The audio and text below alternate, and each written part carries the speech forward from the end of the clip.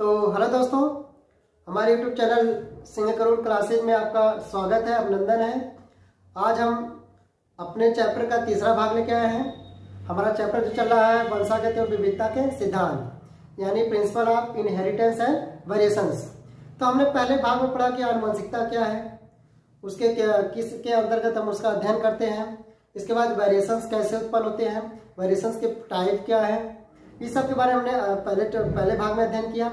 इसके बाद हमने दूसरे जो भाग था इसमें जो हम बनाए थे, दूसरे भाग में हमने मेंडल साहब के असफलता के कारण के बारे में हमने बात की है कि मेंडल साहब काफ़ी दिनों तक क्यों असफल रहे, क्यों नहीं उनके प्रयोगों पे जो निष्कर्ष प्राप्त हो उन पर क्यों नहीं ध्यान दिया, इसके बारे में अध्ययन किया हम। फिर इसके बाद उनके सफलता का क्या कारण था, तो उसके बारे में हमने पढ़ा। फिर इसके बाद हमने पढ़ा है कि मेंडल ने उद्यान मटर को, या हम कह सकते हैं मटर को, क्यों चुना, इसके क्या कारण थे। तो हमने इसके बारे में पिछले भाग 2 में पढ़ चुका है। आज हम पढ़ रहे हैं इस चैप्टर का भाग 3। भाग 3 के अंतर्गत जो हमारा टॉपिक था नया, इसमें हम पढ़ने वाले हैं आज मेंडल के प्रयोग। क्या पढ़ने वाले हैं? मेंडल के प्रयोग।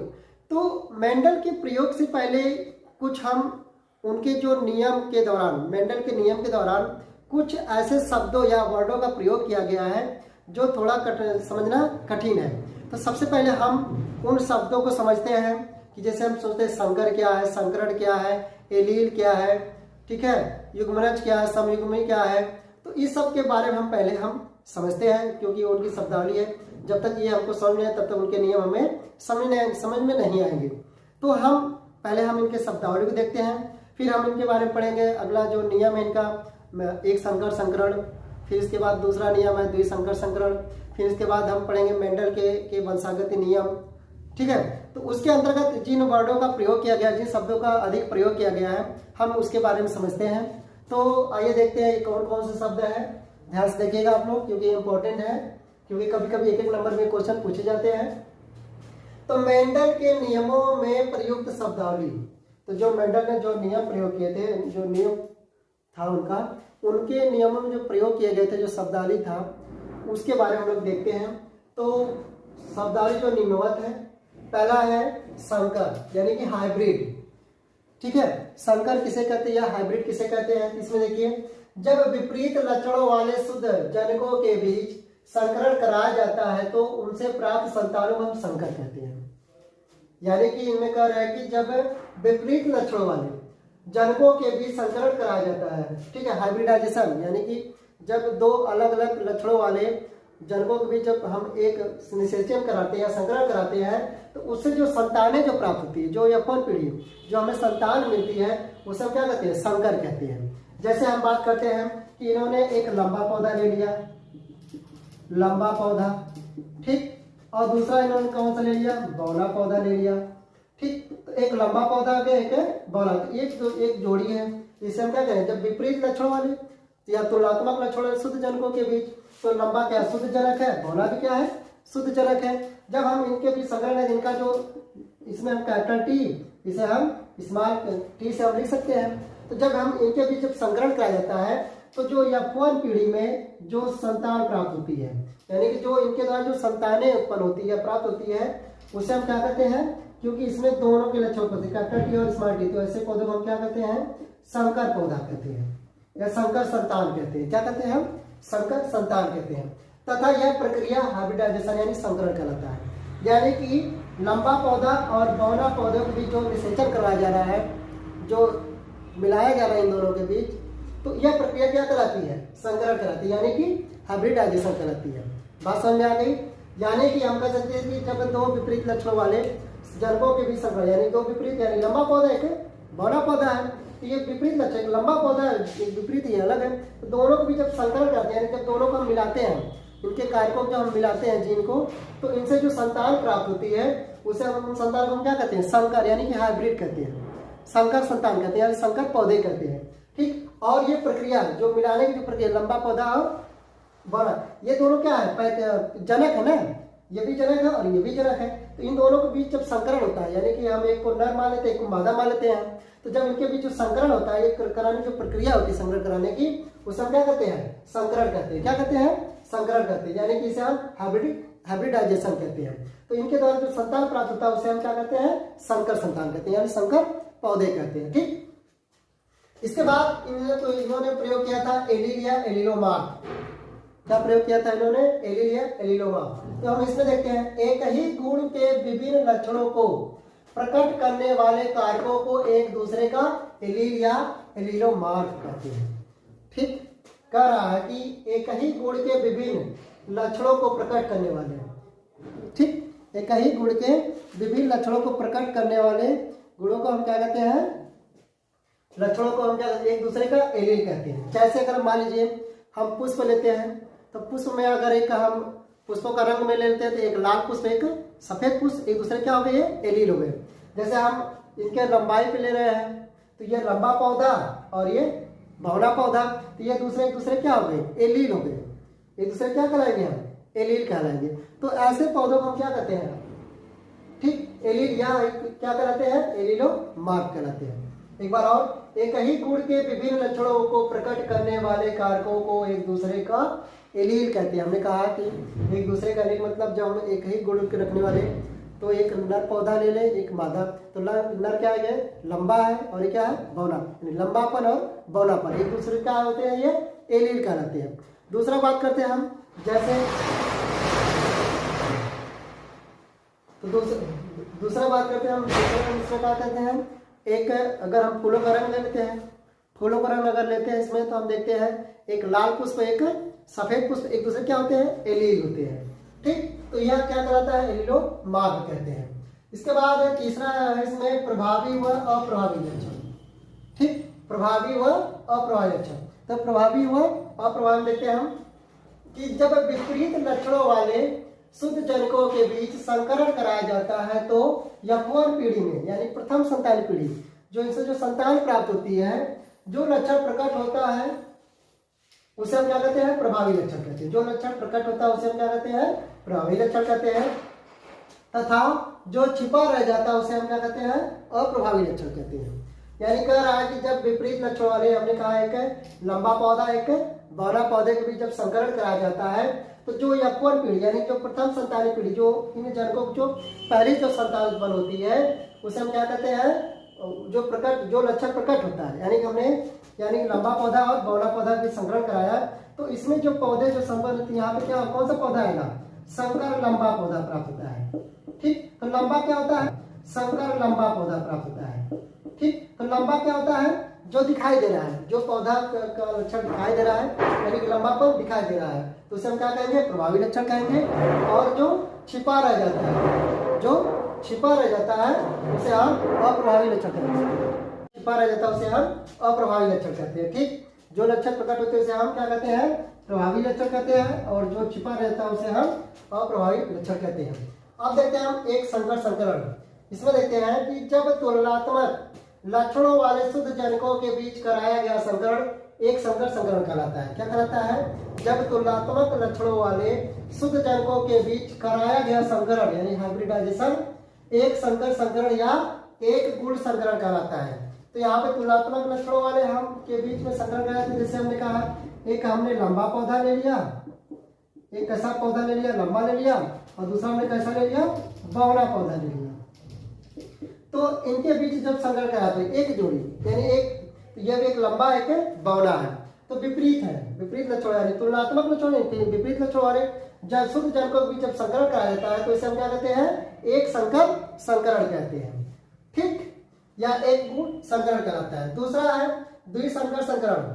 ठीक, द्विसंकर संकरण क्या है, जब दो जोड़ी विपरीत लक्षणों वाले शुद्ध जनकों के बीच कराया गया संकरण द्विसंकर संकरण कहलाता है। क्या कर रहा है, जब दो जोड़ी विपरीत लक्षणों वाले शुद्ध जनकों के बीच कराया गया संकरण ये द्विसंकर संकरण कहलाता है। जैसे हम इसमें ले लेते हैं, दो जोड़ी विपरीत लक्षणों वाले शुद्ध जनकों के बीच कराया गया संकरण क्या कहलाता है, द्विसंकर संकरण कहते हैं। जैसे हमने एक जोड़ी क्या ले लिया, गोल बीज वाला ले लिया, गोल व पीले रंग का, बीज कैसा है, गोल है, रंग कैसा इसका है, पीला है। तो दूसरा जोड़ा हमने कैसे ले लिया, हरा रंग है और बीज कैसा है, झुर्रीदार है। हरा रंग और बीज कैसा है, झुर्रीदार है। तो ऐसे लक्षणों वाले पौधों को हम क्या कहते हैं, द्विसंकर संकरण कहते हैं। ठीक है, कराया गया संकरण। इसे हम कैपिटल आर से, इसे कैपिटल वाई से लिखते हैं, इसे हम स्मॉल आर और इसे स्मॉल वाई से लिखते हैं। तो ये दो जोड़ी है। ठीक, ये एक जोड़ी हो गया, एक जोड़ी है। तो दो जोड़ी विपरीत लक्षणों वाले शुद्ध जनकों के बीच कराया गया संकरण क्या कहलाता है? द्विसंकर संकरण कहलाता है। क्या कहलाता है? द्विसंकर संकरण कहलाता है। अब बात आप लोगों के समझ में आ गई होगी। अब हम देखते हैं समयुग्मनज। समयुग्मनज में हम देखते हैं कि जब युग्मनज के दोनों कारक एक ही प्रकार के हो तो ऐसे युग्मनज को हम समयुग्मनज या इस अवस्था को हम समयुग्मी कहते हैं। जब कह रहा है कि जब युग्मनज यानी जाइगोट, किसका करें? जाइगोट के दोनों कारक एक ही प्रकार के हो तो, यानी कि जो जिससे जाइगोट बना है, यानी निषेचन के दौरान संकरण कराते हैं, संकरण के बाद जो जाइगोट बनता है यानी युग्मनज जो बनता है, दोनों क्या एक ही प्रकार के युग्मनज हो, ऐसे युग्मनज जो समयुग्मी हो या समयुग्मी, इस अवस्था को हम क्या कहते हैं?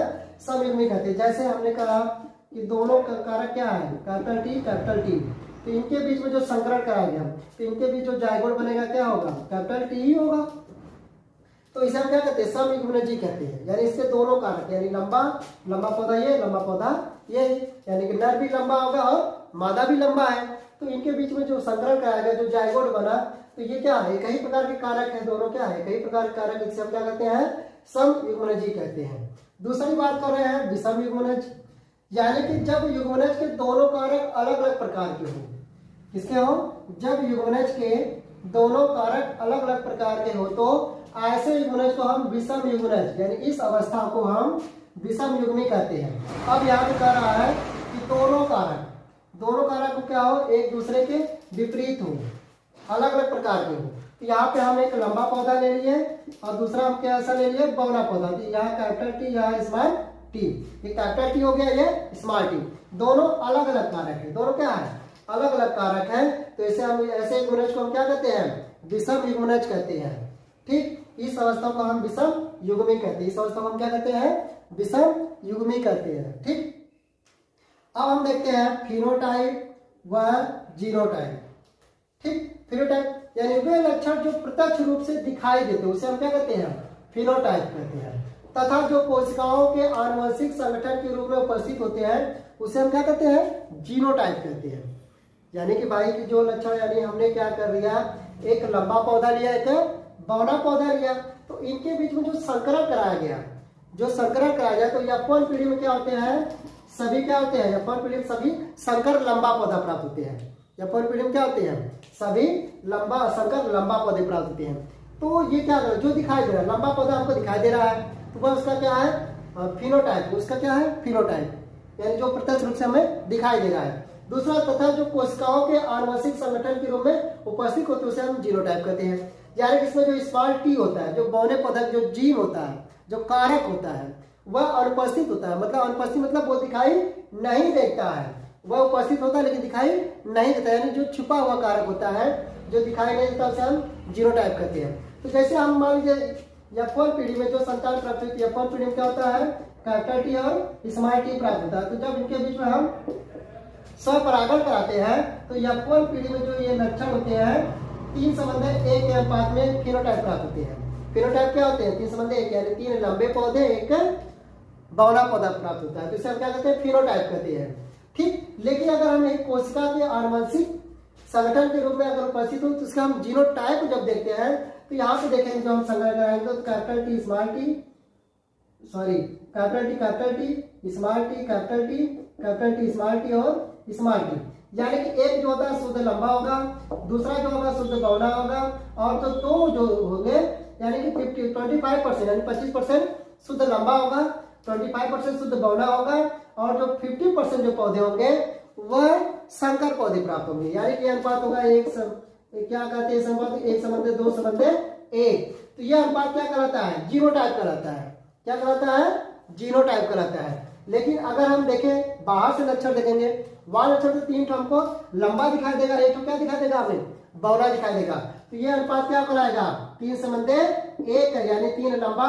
क्योंकि जो संकर पौधा है उसको हम जब बाहर से देखेंगे तो वह हमें केवल लंबा दिखाई देगा, लेकिन ये उसके अंदर छुपा हुआ लक्षण में दिखाई नहीं देखेंगे। तो वह क्या कहलाता है? फिनोटाइप कहलाता है। क्या कहलाता है? फिनोटाइप, यानी 3 लंबे एक बौना।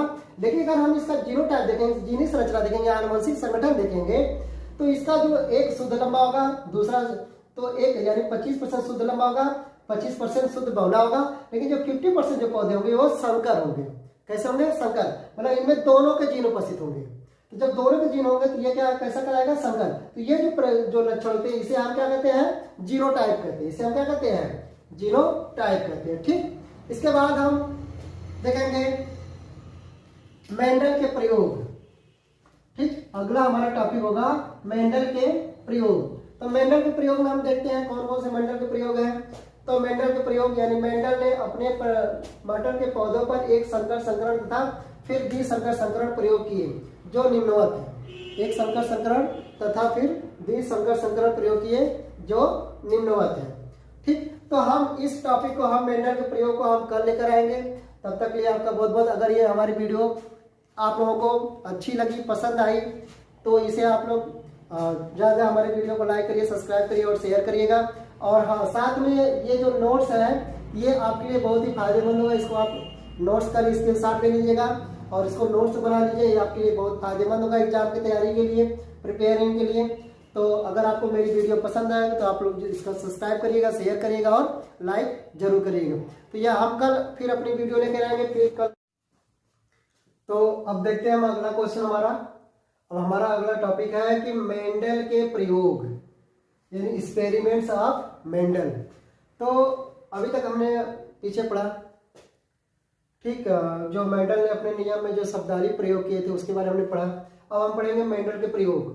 तो मेंडल ने मटर के पौधे पर एक संकर संकरण, मेंडल ने मटर के पौधे पर एक संकर संकरण और फिर द्विसंकर संकरण प्रयोग किए।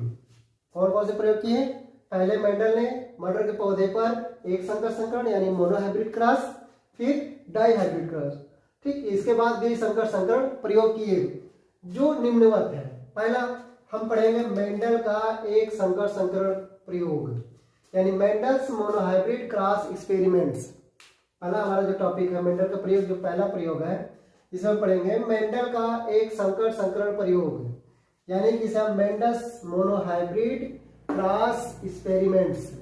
तो इसमें हम पढ़ेंगे ऐसा संकरण जिसमें एक ही लक्षण के दो विभिन्न रूपों के अध्ययन के लिए संकरण कराया जाता है। ऐसा संकरण जिसमें एक ही लक्षण के दो विभिन्न रूपों के अध्ययन के लिए संकरण कराया जाता है। तो एक संकर संकरण या एक गुण संकरण कहलाता है। क्या कहलाता है? एक संकर संकरण या एक गुण संकरण कहलाता है, जिसे निम्न प्रकार से स्पष्ट किया जा सकता है। जिसे क्या किया जा सकता है? निम्न प्रकार से स्पष्ट किया जाता है। तो यहाँ पे जो एक संकर संकरण का जो अध्ययन करने के लिए तो मेंडल ने क्या किया कि दो विपरीत लक्षणों वाले, या हम कह सकते हैं एक जोड़ी तुलनात्मक लक्षणों वाले पौधों के बीच संकरण कराया। कैसे करवाया? पौधों के बीच संकरण। ये तो एक जोड़ी तुलनात्मक, जिसमें एक लंबा पौधा एक बौना पौधा ले लिए, तो इनके बीच जब संकरण कराया तो इसे हम क्या कहते हैं? एक संकर या एक गुण संकर कहते हैं। तो इससे जो संतान प्राप्त होती है उसे संकर संतान प्राप्त होती है। यानी एक संतान प्राप्त होती है, वो कैसी होती है? एक ही लक्षणों वाला संतान प्राप्त होती है। इसे हम क्या कहते हैं? एक गुण संकर कहलाता है, जिसे निम्न प्रकार से स्पष्ट किया जा सकता है। पहला, मेंडल ने मटर के पौधों के शुद्ध लंबे व शुद्ध बौने पौधों का चयन किया। मेंडल ने क्या किया कि एक संकर संकरण के लिए, एक संकर प्रयोग के लिए ऐसे पौधों को मेंडल ने मटर के यानी उद्यान मटर लिया था। उन्होंने उद्यान मटर के शुद्ध लंबे, यानी एक लंबा पौधा था, हम कह देंगे शुद्ध लंबा पौधा, और दूसरा क्या था? शुद्ध बौना पौधा। तो इसे हम कैपिटल टी और इसे हम स्मॉल टी से, तो इसके जो एलिक्स होते हैं कैसे होते हैं? कैपिटल टी होते हैं और इसके स्मॉल टी होते हैं। तो चयन किया जिसे पैतृक या जनक पीढ़ी कहा, जिसे इन्होंने क्या कहा? जनक कहा, यानी पेरेंट्स जनरेशन कहा, यानी कि जनक पीढ़ी कहा। जनक पीढ़ी मतलब पेरेंट्स जनरेशन, यानी माता और पिता। तो शुद्ध इसमें से कोई भी हो सकता है, चाहिए तो इसे पिता मान लीजिए, इसे माता मान लीजिए, या इसे माता मान लीजिए, इसे पिता मान लीजिए, तो कोई भी हो सकता है। तो इसे क्या कहा? पेरेंट्स कहा, यानी पी से क्या कहा, जनक पीढ़ी कहा। ठीक, अब दूसरा है इनके बीच जब संकरण कराया तो इन पौधों से केवल लंबे पौधे प्राप्त हुए, जिसे संकर पौधा कहा, तथा क्या कहा, संकर पौधा, जिसे क्या कहते हैं, संकर पौधा, तथा इस प्रक्रिया को संकरण कहा। इस प्रक्रिया को क्या कहा, संकरण कहा।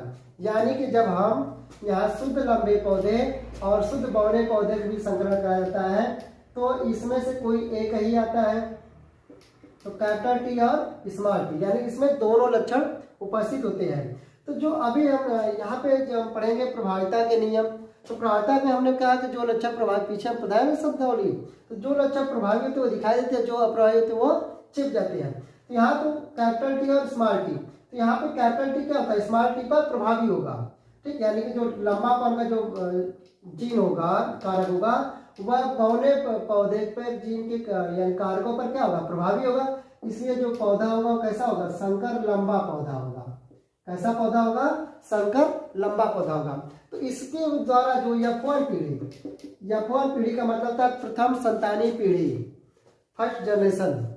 ठीक है, तो फर्स्ट जनरेशन में हम क्या करें, प्रथम संतानी पीढ़ी में जो संतान पैदा होते कैसे होते हैं, संकर लंबा पौधा होते हैं। तो यहाँ पे कहा गया कि एक संकर या एक गुण संकरण कहलाता है। तो यहाँ ने कहा है कि दो विपरीत लक्षण वाले, यहाँ पे दो विपरीत लक्षण वाले एक जोड़ी या एक जोड़ी शुद्ध जनकों के भी जब संकरण कराया जाता है तो इससे जो प्राप्त संतानें होती क्या होती है, एक गुण वाला होता है। यानी कि एक कैसा गुण वाला है, संकर लंबा। इसके जो प्रभावी लक्षण कैसे होते हैं, लंबापन दिखाई देता है। ठीक, कहा क्या, तो इस प्रक्रिया क्या कहते हैं, मतलब ये जो संतान हुआ इसे हम क्या कहें, संकर पौधा कहें या संकर संतान कहा जाता है। लेकिन यह जो प्रक्रिया होती है इस प्रक्रिया को हम क्या कहते हैं, संकरण कहते हैं, यानी कि हाइब्रिडाइजेशन कहते हैं। और ये जो संतान होता है उसे हम क्या कहते हैं, हाइब्रिड कहते हैं। क्या कहते हैं, हम हाइब्रिड कहते हैं। ठीक, तो तीसरा टॉपिक है, तो अब देखिए जो संकर पौधा प्राप्त हुआ, यहाँ जो F1 पीढ़ी में जो पौधा प्राप्त हुआ, तो F1 पीढ़ी यानी प्रथम संतानी पीढ़ी में प्राप्त सभी संतानों के बीच स्वपरागण होने दिया। क्या होने था, सेल्फ पोलिनेशन। तो हमने बताया था सेल्फ पोलिनेशन वह प्रक्रिया है जिसमें पराग कोश से परागकण निकलकर उसी जात के मादा पुष्प के वर्तिका पर पहुंचना ही क्या कहलाता है, परागकण का पहुंचना ही क्या कहलाता है, परागण कहलाता है। तो हमने कहा परागण दो प्रकार से होता है, एक स्वपरागण होता है, एक परपरागण होता है। तो जो स्वपरागण प्रक्रिया होती है वह द्विलिंगी पौधे में होती है, यानी इसमें किसी माध्यम की आवश्यकता नहीं होती, यह प्रक्रिया स्वयं होती है। ठीक, उसे हम क्या कहते हैं, स्वपरागण कहते हैं। और जिसमें प्रक्रिया जिसमें माध्यम की आवश्यकता होती है या किसी के माध्यम द्वारा होता है उसे हम परपरागण कहते हैं। ठीक, तो परागण होने दिया जिससे F2 पीढ़ी में यानी द्वितीय संतानी पीढ़ी में 75% लंबे पौधे और 25% बौने पौधे, यानी तीन जो 25 यानी कि इसमें जो संकरण कराया गया। तो यहाँ पे हम देखेंगे जब संकरण हुआ तो ये देखिए ऐसे, तो यहाँ पे कैपिटल टी स्मॉल टी, यहाँ पे कैपिटल टी और स्मॉल टी। तो यहाँ कैपिटल टी हो गया, यहाँ कैपिटल और स्मॉल हो गया, यहाँ स्मॉल और कैपिटल हो गया, और यहाँ स्मॉल टी और स्मॉल टी। तो अगर हम देखेंगे इसका फिनोटाइप देखेंगे तो ये भी संकर लंबा, ये भी संकर लंबा, ये शुद्ध लंबा है और ये शुद्ध बौना है। तो ये जो तीन जो पौधे होते हैं ये कैसे होते हैं, लंबे हैं। 3% यानी 75% इसे क्या कहेंगे, लंबा कहेंगे, और 25% जो पौधा होगा वह बौना होगा। तो इसी तरह F2 पीढ़ी में 75% पौधे लंबे होते हैं, 25% यानी 25% पौधे लंबे होते हैं, जिसे तीन संबंधे एक के अनुपात में प्राप्त हुए। किस अनुपात में प्राप्त हुए, जो पौधे थे 25% बौने पौधे तीन संबंधे एक के अनुपात में प्राप्त होते हैं, यानी तीन लंबे पौधे थे एक बौना पौधे, या तो हम कह सकते 75% लंबे थे, 25% यानी 25% बौने थे। अब क्या कि जो ये जो प्राप्त हुआ इनके बीच फिर स्वपरागण होने दिया। ये क्या कहने दिया कि कह रहे हैं कि F2 पीढ़ी में प्राप्त संतानों के बीच, F2 पीढ़ी में कितने संतान प्राप्त हुए, तीन संबंधे एक के अनुपात में प्राप्त हुए, तो इनके बीच स्वपरागण होने दिया। क्या होने दिया, फिर F2 पीढ़ी में जो संतान प्राप्त हुए थे इनके बीच क्या हुआ, फिर स्वपरागण होने दिया। तो अब क्या होगा, F3 पीढ़ी में, F3 यानी तृतीय संतानी पीढ़ी में 25% शुद्ध पौधे शुद्ध बौने 25% शुद्ध लंबे और 50% जो थे संकर लंबा पौधे प्राप्त हुए। ठीक, यहाँ पे देखिए F2 पीढ़ी में जब प्राप्त संतानों के बीच, यानी जो संतानें प्राप्त हुई थी F2 पीढ़ी में, यानी ये पीढ़ी जो प्राप्त हुई F2 पीढ़ी है F1, ये P पीढ़ी थी यानी जन पेरेंट पीढ़ी जनरेशन। इसके बाद F1 यानी प्रथम संतान पीढ़ी, फिर F2 पीढ़ी। तो प्रथम संतान पीढ़ी में सभी संकर लंबा पौधे प्राप्त हुए थे, लेकिन F2 पीढ़ी में 75% यानी लंबे पौधे और 25% बौने पौधे यानी 3 संबंधी 1 के अनुपात में प्राप्त हुए थे। अब इनके बीच फिर स्वपरागण होने दिया।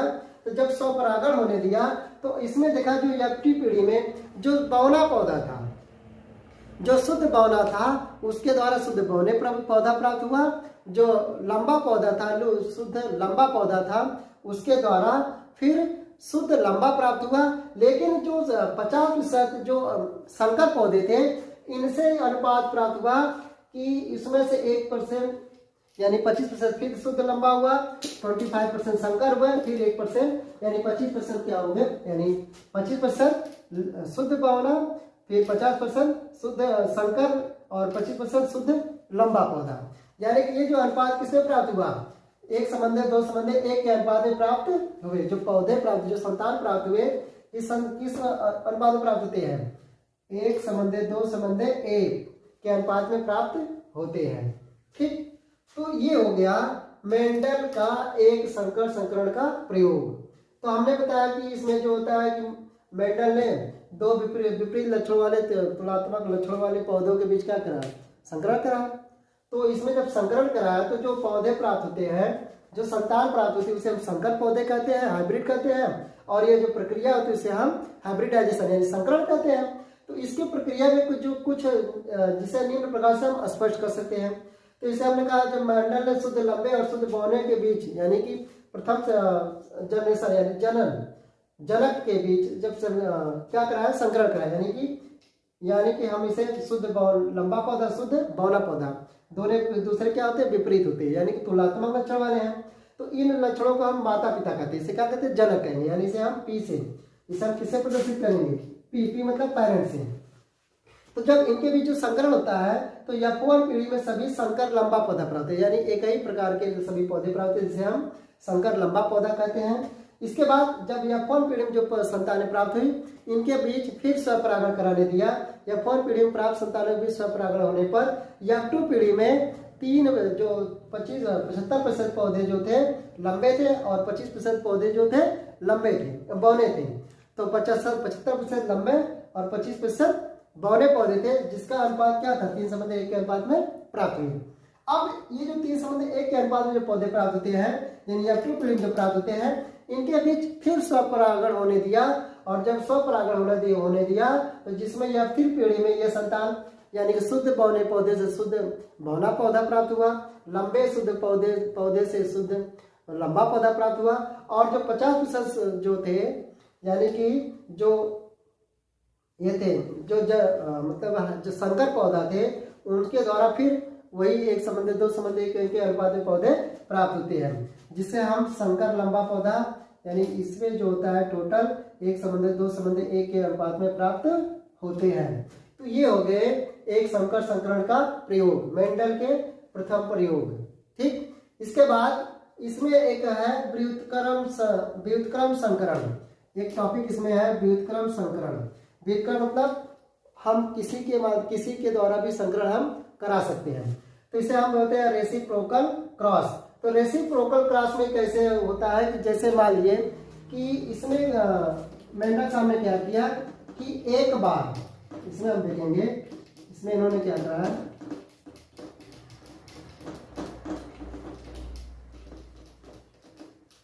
तो एक बार जैसे इन्होंने क्या लिया, लंबा पौधा लिया।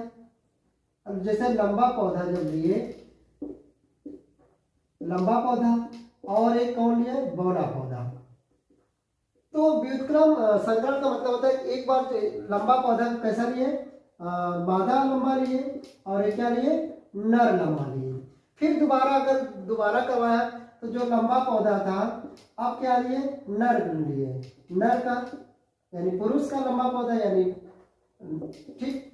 और इसमें फिर जो बौना पौधा था, बौना पौधा इसे फिर मादा कर लिए। तो इन दोनों के बीच जब बारी बारी से करवाया तो जो F1 पीढ़ी, F2 पीढ़ी और F3 पीढ़ी जो संतान प्राप्त हुए उनमें सभी संतान क्या थे, समान थे। चाहे ये लंबा पौधा में चाहे मादा लीजिए, बौना पौधा चाहे नर लीजिए, तो तब भी वही संतानें प्राप्त होंगी F1, F2, F3 पीढ़ी में। और मान लीजिए हम जो लंबा पौधा हम नर का लेते हैं और बौना पौधा अगर हम मादा का लेते हैं तो वही लक्षण फिर प्राप्त होता है। तो इसे हम क्या कहते हैं, व्युत्क्रम संकरण कहते हैं। मेरी बात को समझिए, इन्होंने कहा मतलब क्या करा, व्युत्क्रम संकरण मतलब है कि इन्होंने एक बार लंबा पौधा लिया तो लंबा पौधा किसका लिया, मादा का लिया, बौना पौधा किसका लिया, नर का लिया। तो इनके बीच जब संकरण कराया तो इनमें जो F2, F1, F2, F3 पीढ़ी जो संतान प्राप्त हुई वह कैसी थी, जैसे मतलब संकर थी। पहले पीढ़ी F1 पीढ़ी में संकर, फिर दूसरे में 3 संबंध 1 के अनुपात में, फिर तीसरी पीढ़ी में 1 संबंध 2 संबंध 1 के अनुपात में। लेकिन फिर क्या करवाया कि यहीं पे लंबा पौधा कैसा लिया, नर ले लिया और बौना पौधा मादा लिया। तो जो इस पौधे में प्राप्त हुए थे वही लक्षण इसमें भी प्राप्त, यानी दोनों में क्या हुआ, व्युत्क्रम में दोनों क्रमों में क्या हुआ कि समान लक्षणों वाले संतान प्राप्त हुए। तो इस प्रक्रिया हम क्या कहते हैं, व्युत्क्रम संकरण कहते हैं। क्या कहते हैं इसे हम, व्युत्क्रम संकरण कहते हैं। इसके बाद एक संकर संकरण के परिणाम, क्या रिजल्ट्स ऑफ मोनोहाइब्रिड क्रॉस, क्या क्या रिजल्ट्स में प्राप्त होते हैं, इसको हम देखते हैं क्या रिजल्ट मिलते हैं इसमें। जब एक संकर संकरण पौधा भी जब क्रॉस करा गया, संकरण करा गया तो इसके बीच क्या रिजल्ट प्राप्त होते हैं। नंबर 1 है, जब दो विपरीत लक्षण वाले यानी एक लंबा एक बौने पौधे वाले शुद्ध जनकों के बीच संकरण कराया जाता है तो F1 पीढ़ी में केवल एक ही लक्षणों वाले संतान प्राप्त होते हैं। यानी हमने कहा जब लंबा पौधा और बौना पौधे के बीच जब संकरण कराया गया तो F1 पीढ़ी में केवल संकर लंबा पौधे प्राप्त हुए, सभी केवल एक ही लक्षण वाले प्राप्त हुए। वो कौन से थे, संकर लंबा पौधे वाले पौधे प्राप्त हुए, संकर लंबा लक्षण वाले पौधे प्राप्त हुए। फिर कहा यह आवश्यक नहीं है कि किस पौधे का नर है वह किस पौधे का मादा प्रयुक्त हुआ है। हमने कहा व्युत्क्रम प्रक्रिया संकरण, यानी ये नहीं आवश्यक है कि लंबा पौधा मादा होना चाहिए और बौना पौधा नर होना चाहिए, ये कोई आवश्यक नहीं है। तो आप लंबे पौधे चाहे नर लीजिए चाहे मादा लीजिए और बौने पौधे चाहे नर लीजिए चाहे मादा लीजिए, ये आवश्यक नहीं है। चाहे उसमें लेंगे वही प्रक्रिया होगी, वही संतान प्राप्त होगी और जैसे भी लेंगे संतानें सब सेम टू सेम प्राप्त होती है। ठीक, तो इसके बाद F2 पीढ़ी में दोनों विपरीत लक्षण प्रकट होते हैं। अब जब F1 पीढ़ी में जो संकर लंबा पौधा प्राप्त होता है, संकर लंबा, तो इसमें क्या होता है, कैपिटल टी स्मॉल टी और कैपिटल टी और स्मॉल टी। तो जब इनके बीच स्वपरागण होने दिया जाता है तो F2 पीढ़ी में 2 लक्षणों वाले पौधे प्राप्त होते हैं। कितने लक्षण वाले पौधे प्राप्त होते हैं, 2 लक्षण वाले पौधे प्राप्त होते हैं। एक लंबा पौधा मिलता है, दूसरा बौना पौधा मिलता है। तो इसे हम क्या करें, तो ये थे परिणाम, एक संकर संकरणों के परिणाम थे। तो ये रहे मेंडल जी का प्रथम प्रयोग जिसे हम कहते हैं एक संकर संकरण का प्रयोग। इसके बाद हम पढ़ेंगे आने वाले वीडियो में द्विसंकर संकरण। ठीक, तो हमने यहाँ एक जोड़ी विपरीत लक्षण वाले पौधों को लिया, अब द्विसंकर संकरण के लिए हम 2 जोड़ी विपरीत लक्षण वाले हम पौधों को लेंगे, तो उसे हम अगले वीडियो में पढ़ेंगे। और यह वीडियो आपको अगर पसंद आया हो तो हमारे वीडियो को लाइक करिए, शेयर करिए और सब्सक्राइब करिए और ज़्यादा से ज़्यादा बच्चों तक इसे भेजिए, क्योंकि अब परीक्षा नज़दीक आ गया है तो अब सभी बच्चे नोट्स बनाएं। और ये जो हमने लिखा है इसको आप शॉर्ट स्क्रीन मार लीजिए और जिससे आपको नोट्स बनाने में आसानी हो, क्योंकि नोट्स रहेगा तभी आपको तैयारी करने में आसानी रहेगी। क्योंकि एग्जाम में हमें लिखना है, ऑब्जेक्टिव क्वेश्चन तो कम होते हैं लेकिन यहाँ पे हमें रिटेन ज़्यादा क्वेश्चन होते हैं जिसे हमें लिखना पड़ेगा। तो ये जो नोट्स हो गए आप इसको बना लीजिएगा, जो आपके लिए बड़ा फायदेमंद होगा एग्जाम के लिए। तो बाकी हम दूसरे दिन बनाएंगे इसकी अगली वीडियो को, तो तब तक के लिए आप लोगों का बहुत बहुत धन्यवाद।